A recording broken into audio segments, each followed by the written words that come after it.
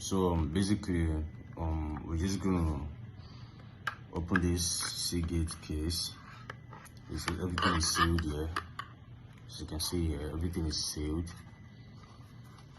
and it can be a bit tricky to get it open. So let's get it started. Look for the edges here. There's one edge here.